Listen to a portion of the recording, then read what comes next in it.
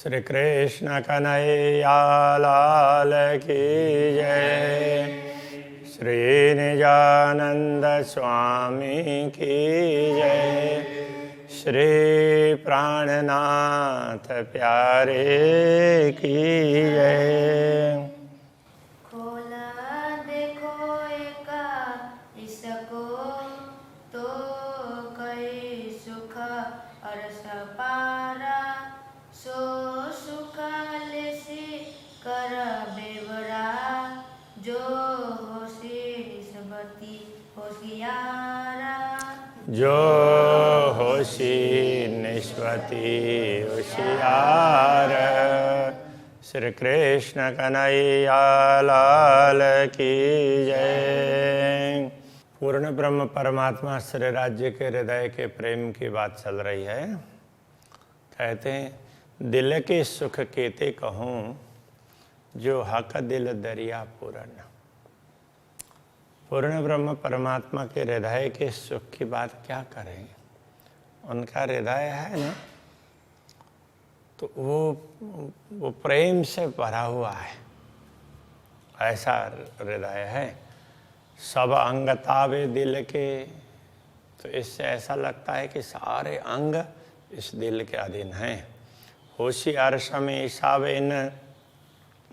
इनका हिसाब तो परम धाम में होगा, दुनिया में नहीं हो सकेगा। इनकी गिनती तो ये कितना है क्या है ना, ये परम धाम में गिनती हो सकती है, दुनिया में पता ही नहीं चलता है।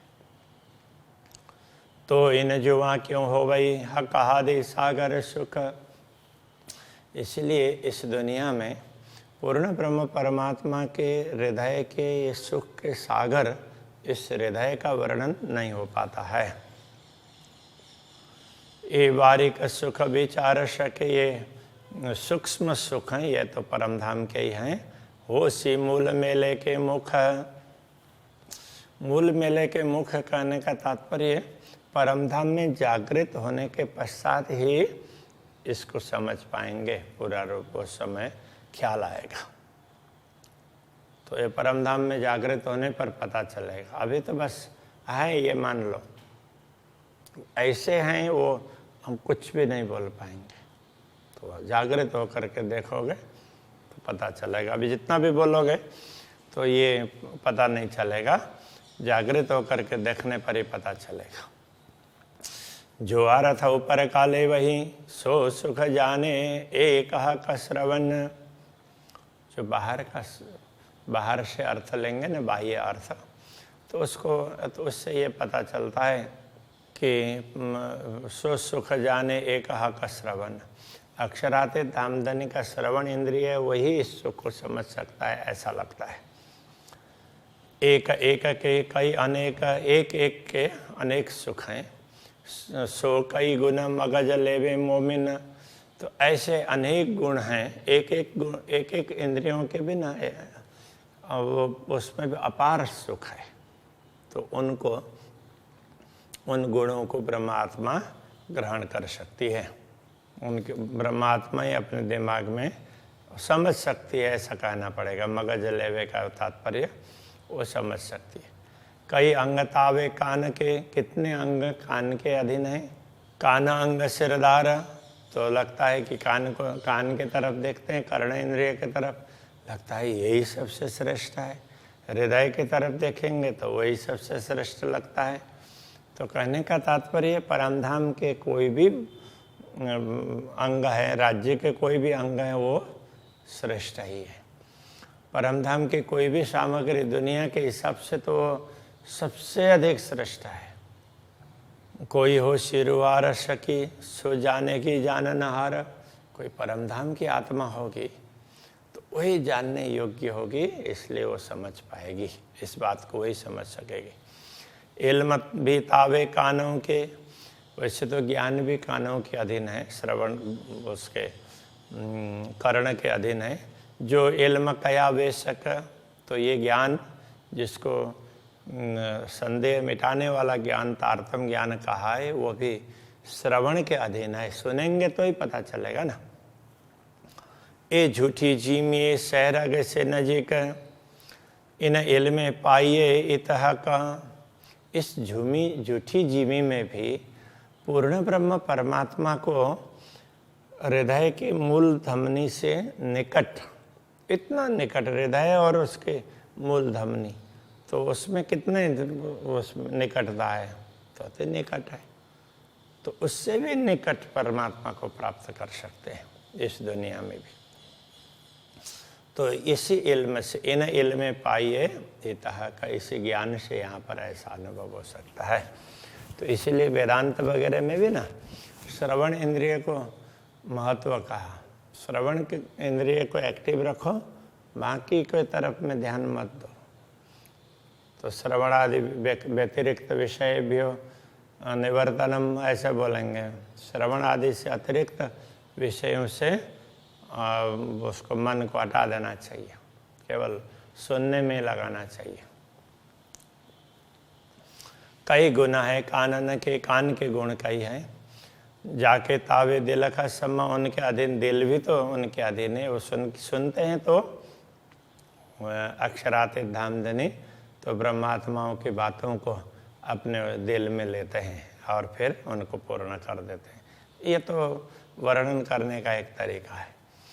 क्यों सिफत कहो इन दिल की, अब इस दिल की महिमा की क्या बात करें। जिन दिल तावे हुकुम, जिस दिल के अधीन हुकुम है उनका आदेश, तो आदेश दिल के अधीन है और दिल श्रवण के अधीन है, ऐसा कहना चाह रहे हैं।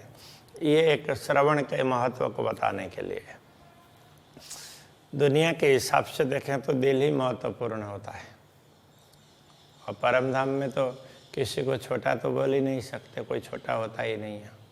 हुकुम इल्म तावे, कान के हुकुम और इल्म दोनों ही कान के तावे हैं।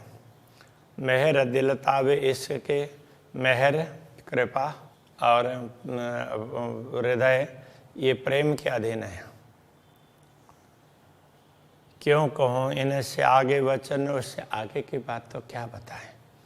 कानों तावे भय सागर, ये सभी श्रवण के अधीन हैं। सुनते हैं तो हमारी बात सुनेंगे, अक्षराते धामधनी, तो हमें कुछ भी उत्तर देंगे, हमारे लिए कुछ करेंगे ना। तो वो कानों से नहीं सुनेंगे तो कैसे होगा। वैसे तो अक्षराते धामधनी तो दिल से भी सुनेंगे। परम धाम में तो क्या है, एक ही इंद्रिय है, उससे सब इंद्रियों का काम होता है। तो एक इंद्रिय में भी इतनी क्षमता होती है। इसलिए ये तो वर्णन के हिसाब से बता रहे हैं। तो ये सभी उसके, ये पूरा सागर ये श्रवण इंद्रिय के अंतर्गत आ गया। निकट न सके आशी कहा कि एक अंग से, इस प्रकार से ये बताया इसलिए कि किसी एक भी अंग का चिंतन करती है आत्मा, तो उससे वो बाहर निकल नहीं सकती। तीन अंग ताबे कई सागर, अरस रुएं पड़ी इनमें। उस एक ही अंग के अंतर्गत, उसके अधीन अनेक सागर हैं, सारे गुण उसी के अंदर आ जाते हैं। फिर उसमें से बाहर निकलने का तो कोई प्रश्न ही नहीं उठता है ना। इसीलिए वो एक में ही लगी रहती है। फिर राज्य चाहेंगे तो दूसरे में भेजेंगे, इस तरह से समझाया। जो सागर कहे तावे कान के, जितने सागर कान के अधीन हैं। तीन सागरों तावे कई सागर, उन सागरों के अधीन और कितने सागर हैं। एक सागर के अधीन अनेक सागर है, उनके अधीन अनेक सागर है। इस तरह से एक ही इंद्रिय हो, एक ही अंग हो, उसी के अंदर सहारा ही सुख मिल जाता है।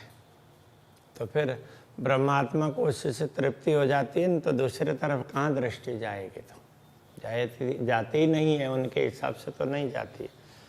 किंतु अब राज्य को तो उनको सारे अंगों का अनुभव करवाना है ना, इसलिए वो उसके बाद में एक के बाद दूसरे का दर्शन करवाएंगे, दूसरे के बाद तीसरा के करवाएंगे। ये राज्य के ऊपर है। जो गुण देखो हाका एक अंग, याते रुव निकसे क्यों करा। इसलिए अक्षरातीत धामधनी की एक ही अंग के गुण देखने लग जाती है, तो आत्मा उसमें से निकल करके दूसरे अंग तक पहुंच नहीं पाती है। जो गुण मैं कहती हूँ, हका अंग गुण अपार, हमने तो एक गुण की बात कही है। श्री राज्य के अंगों में तो ऐसे अनंत गुण हैं, उनका कोई पारावारी नहीं है।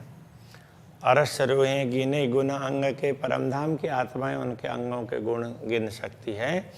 सो गुण आवे न क्यों सुमारा, तो उन गुणों का कोई पारावारी नहीं है, दुनिया में तो गिना नहीं जा सकता। और परमधाम में परमधाम के हिसाब से परमधाम की आत्माएं जागृत होने के पश्चात गिने तो उसके लिए कुछ कह नहीं सकते अभी, ऐसा कहना चाह रहे हैं। सुनो मोमिनो एक ए गुण, एक अंग ऊपर के कान। सुनो मोमिनो एक गुण ए गुण, हे आत्म ब्रह्मात्मा, इस एक गुण की बात आपको बताई नहीं यहाँ पर। वो एक उसको एक अंग ऊपर के काना, ऊपर से बताने के लिए आपको बाह्य एक श्रवण इंद्रिय की बात कही है, इसके गुण की बात कही है।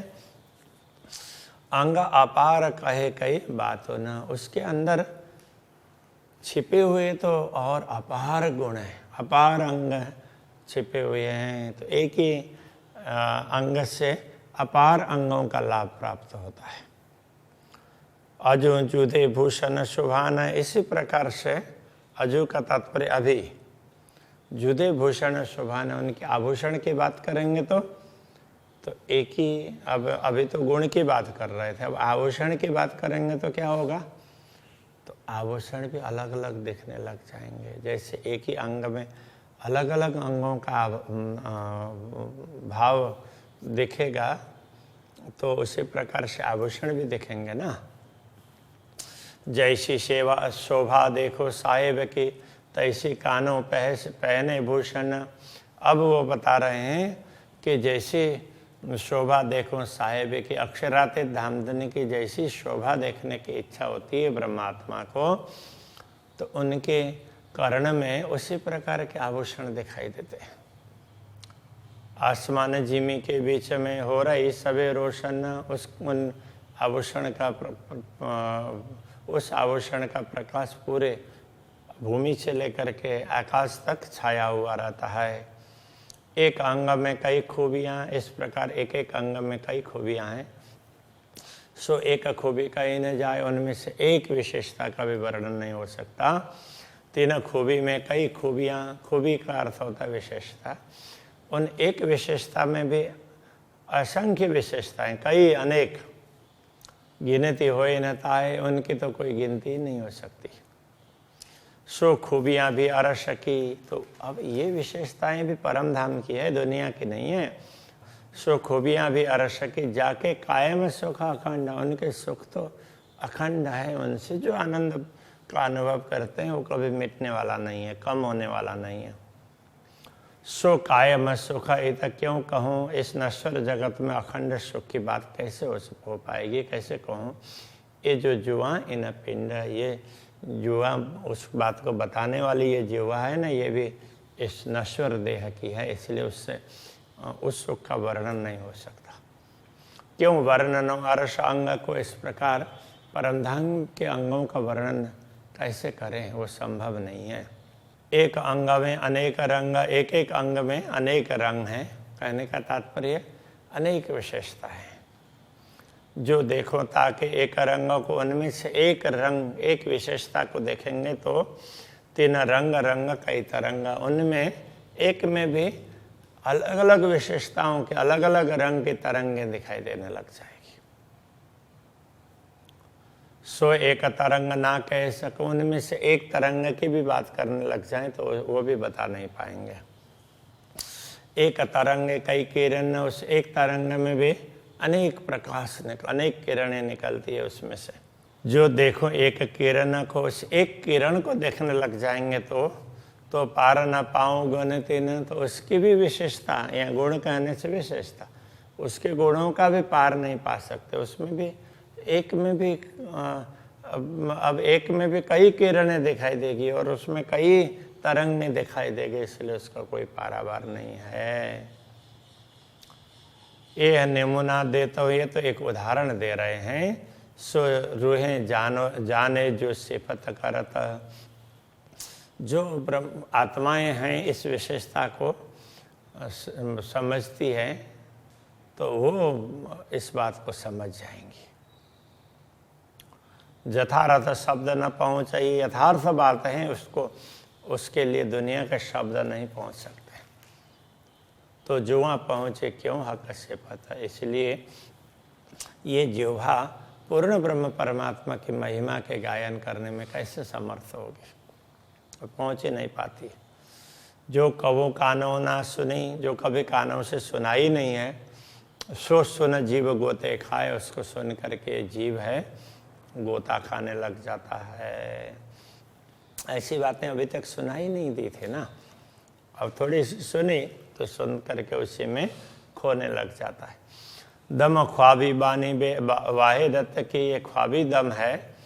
वाहे दत्त की वाणी अद्वैत भूमिका के वचनों को सुन करके सुनते ही उड़ जाए, वो तो सुनते ही मिट जाएगा।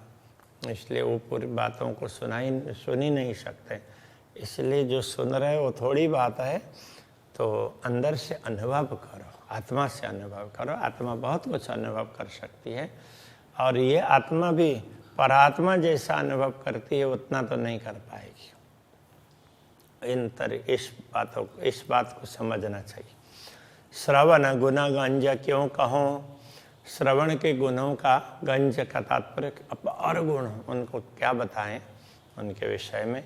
जाके तावे हुए कई गंज, उनके अधीन तो ऐसे अपार गंज है, ऐसे अपार गुण हैं। इन गंजों गुण सुख सो जानही, इन अपार सुखों का, अपार गुणों का सुख तो वही समझ सकते हैं जिन बकाह का समझ है, जिनको पूर्ण ब्रह्म परमात्मा की समझ है। पूर्ण ब्रह्म को जो समझते होंगे वो उनके गुण को अवश्य समझेंगे।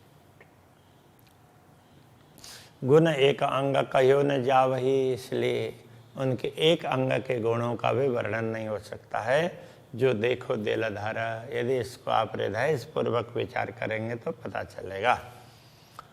तो गंज आलेखे अपार के, अब ऐसे तो अपार विशेषताएं, असंख्य विशेषताएं हैं। सुख कहूँ क्यों करा, तो उसमें से प्राप्त सुख, उसका क्या वर्णन करें, वर्णन ही नहीं हो सकता है। जब देखो गुण श्रवणा, इन गुणों को जब श्रवण गुणों को देखते हैं, जानो कोई नहीं इन सरवर, इसलिए उसके समान दूसरे तो है ही नहीं ऐसा लगता है, क्योंकि उसका कोई पारावार नहीं है ना।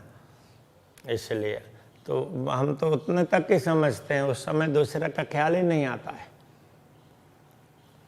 सहुर करो एक गुण सुख, एक गुण के सुख पर जरा विचार करो, उसको समझ लो, तो जाए निकस उम्र, तो पूरी उम्र बीत जाएगी, उसको समझने जाएंगे तो फिर तब भी पूरा नहीं होगा। ताथे सुख और अंगों के, इसलिए और अंगों का सुख सो भी लिए दिल चाहे, लगता है कि दिल को उस और भी तो सुख मिलना चाहिए, इसलिए इतना ही वर्णन करते हैं। ये तो एक वर्णन की शैली है। देखो पूरी उम्र बीत जाएगी तो भी बता नहीं पाएंगे, तो इसलिए अब इतना ही बताते हैं। अब और सुख के तरफ जाते हैं। ना तो श्रवण तावे कई गंज हुई, अन्यथा मात्र एक श्रवण इंद्रिय के अधीन भी ऐसे अपार सुख हैं। ताको एक गुण दिल न समाए, उनका एक गुण भी हृदय में समा नहीं पाता है। ये सुख बिना हिसाब के न जाने मोमिन दिला रस, तो ये सुख हैं हिसाब बिना के असंख्य हैं, और जो जिनका हृदय परमधाम है ऐसी ब्रह्मात्माएं समझ सकती हैं। ये रस जिन रूहों पिया सोई जाने रस अरस परस, तो जिन आत्माओं ने इस रस का आस्वादन किया है वही एक दूसरे को इसका गुण भी बताती है और उससे समझ भी पाती है। जो देखो सारी कुदरत सो भी इन श्रवण की बरकत, अब पूरा सामर्थ्य को देखें तो ये सारी सृष्टि है, ये सारी सृष्टि ये भी इन श्रवणों की विशेषता है। श्रवण इंद्रिय से ही ये सृष्टि हुई है, मतलब पूरी सृष्टि का मूल कारण इतना ही है। जो विचार करो इन तरफ को तो देखो सब में यही सिफत, तो इस पर विचार करोगे तो लगेगा सब में इसी प्रकार की विशेषता है, सब गुणों में। इस पर विचार करेंगे तो पता चलेगा। जो सौर कीजिए आका सिफत है, अक्षराती धामधनी की महिमा पर विचार करेंगे तो ये तो हक वका श्रवण, ये तो मात्र श्री राज्य के श्रवण इंद्रिय की विशेषता बताई है। ये सुख क्यों आवे सुमार में, उसका भी कोई पारावार नहीं है। कछो लिया दिल अरस मोमिन, तो ब्रह्मात्माओं ने अपने दिल में उसका थोड़ा सा अंश धारण किया है, उसका पारावार ही नहीं है। जेता सहूर जो कीजिए, जितना सहूर करते रहेंगे समझते जाएंगे, सब सिफतें सिफत बढ़ता, एक के बाद दूसरे वो गुण की महिमा बढ़ती जाती है, बढ़ती जाएगी। जो कभी आई बोए इश्क, उसमें से थोड़ी सी भी सुगंध प्राप्त होगी तो जो मुख न हरफ कड़ता, तो फिर इस मुंह से कोई शब्द बोले नहीं जाएंगे बस। तो प्रेम में रसमगन भई सो क्या गावे, ऐसा हो जाएगा। कहूँ हुक्म महामत मोमिनो, महामती कहते हैं हे ब्रह्म आत्माओं, श्री राज्य के आदेश से ही कह रहे हैं। क्यों कहे जाए गुण कानन, कान श्रवण इंद्रिय के गुण बताए जा सके ऐसे नहीं है। जाके तावे कई गंज सागर, उसके अधीन तो अनेकों सागर भरे पड़े हैं। इस सुख सह सके हर सके ताना, उस सुख को तो परम धाम की परात्मा ही उन सुखों को समझ सकती है, ग्रहण धारण कर सकती है, बाकी तो उनको धारण नहीं कर पाएंगे। तो इस तरह से वो विशेषता है, उसको समझना चाहिए। ये समझ बताइए। श्री कृष्ण कन्हैया लाल की जय।